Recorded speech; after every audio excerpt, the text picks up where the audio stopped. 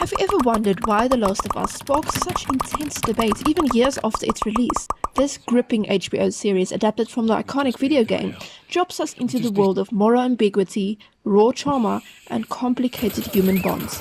It doesn't just ask what we would do to survive, but what survival does to us.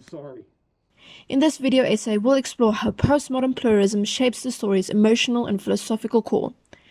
Along the way, we'll unpack psychological theory, trauma studies, and cinematic storytelling. Smells kind of good. So grab your backpack, your sleeping bag, check your flashlight, and brace yourself.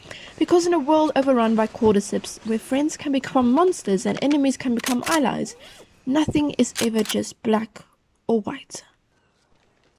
Let's start with postmodern pluralism. This is the idea that there's no single absolute truth. Instead, we're surrounded by multiple, often conflicting interpretations of a text. Literary theorist Hassan and cultural scholar Raymond Drupp both argue that postmodernism resists closure. It embraces ambiguity, celebrates contradiction, and dissolves the boundaries between right and wrong.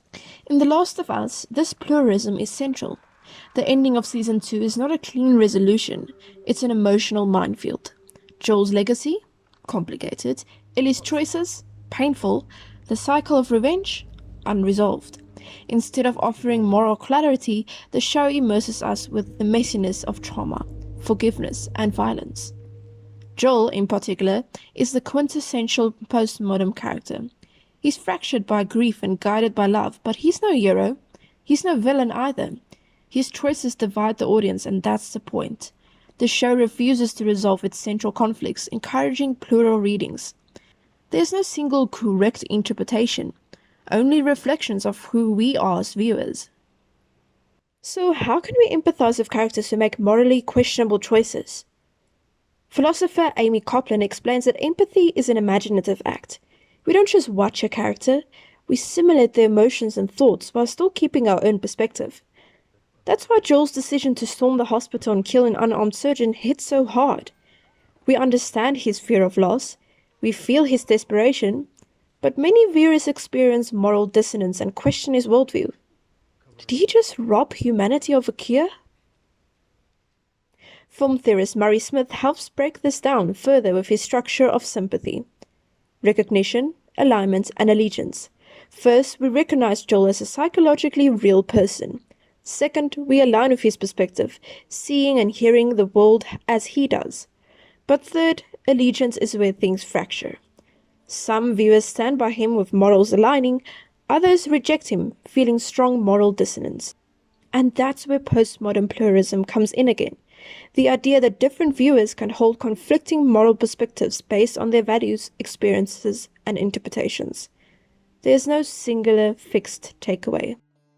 French psychoanalyst Jacques Lacan offers another lens through which to view The Last of Us, especially when it comes to how we understand identity and fear.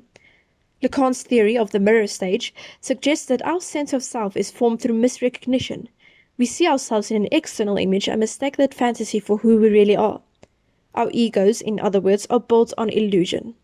Lacan also divides experience into three symbolic realms. The real, the stuff in our world that is signified, so basically real things. The symbolic signifies a universe of symbols representing reality. And the imaginary, a realm of perception, perfect ideal forms.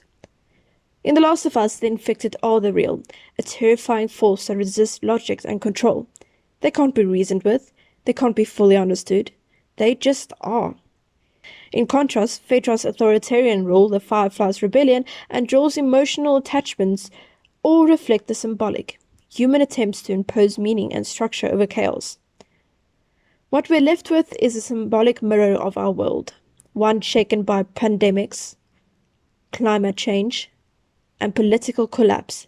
Finally, the imaginary emerges in characters' fantasies of salvation, Ellie's dream of a cure, or Joel's belief that saving her redeems his past. These illusions help them repress the deeper truth, that the world is broken beyond repair. Ultimately, The Last of Us doesn't just depict a dystopia. It dramatizes how individuals and societies repress collective trauma by building fragile symbolic systems and idealized narratives to contain what Lacan would call the unbearable real. Therapy in The Last of Us walks a fine line between emotional realism and narrative oversimplification. Joel's session with his therapist, Gail, avoids cliches. He struggles to express his trauma, he shuts down, he retreats. Even Gail, his therapist, is shown drinking to cope, hinting at shared emotional fragility. This portrayal aligns with Kathy Caruth's concept of trauma's belatedness, the idea that trauma doesn't speak in full sentences. It returns later, in fragments, and resists linear healing. But when we look at Ellie's sessions, things get more complicated. After witnessing Joel's brutal death, Ellie seems to move on rather quickly. She says what her therapist wants to hear. She skips the pain. Here the show risks flattening trauma into a narrative device. For Caruth, real trauma possesses the survivor. It lingers. It refuses easy closure. Ellie's storyline in this case edges towards an emotional shortcut. It feels a little too tidy. This contrast between Joel and Ellie's therapy mirrors the pluralism we've been talking about. There's no single way to depict psychological pain. The show presents healing as messy, different for each person, and sometimes incomplete. Feminist psychologist Laura Brown defines trauma as something outside the realm of human experience. It defies easy explanation. It's ungraspable even by the person who's lived through it. Judith Hadman adds that trauma means living as if it's still happening. It stains every relationship. It lives in the body. When Joel sees his daughter Sarah die, that's not just backstory. It's the fracture that defines him. His pain doesn't get tied up in a neat bow. It becomes the lens through which he sees the world. Everyone is a threat. Love is a liability. And survival means control. Later, when Joel reunites with his brother Tommy, we expect hope. Instead, we get anger, resentment.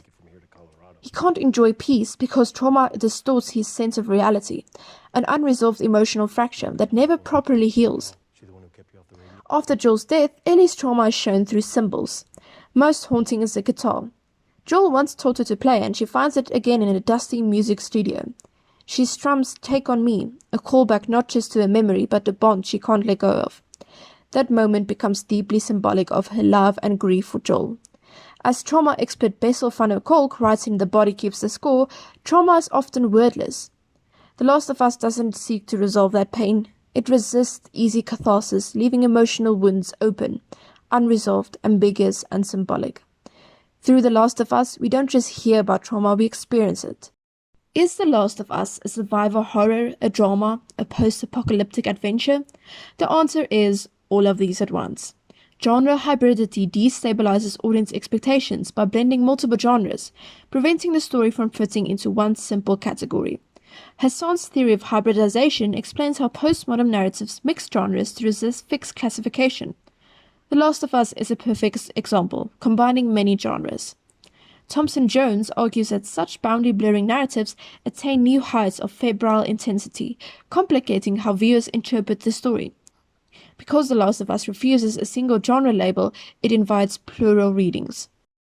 All these varied interpretations, Joel's morally complex choices, the Lacanian symbolism of trauma and societal collapse, the dual portrayal of therapy, and the genre-blurring narrative coexist within The Last of Us because the show embraces postmodern pluralism. Rather than offering a single fixed meaning or framework, it invites viewers to hold multiple, sometimes conflicting perspectives at once. This openness to multiplicity is a hallmark of postmodern media, emphasizing the subjective nature of meaning and the ongoing negotiation between text, context, and the audience. So, what is The Last of Us really? It's a postmodern tapestry of broken people, moral dilemmas, quiet grief, and explosive violence. It's a show that doesn't just hand us answers, it hands us questions. Questions about love, survival, loss, and what it means to be human. By blurring genres, destabilizing moral certainties, and resisting resolution, The Last of Us reflects a world that's just as fragmented and complex as we are. And maybe that's why it stays with us.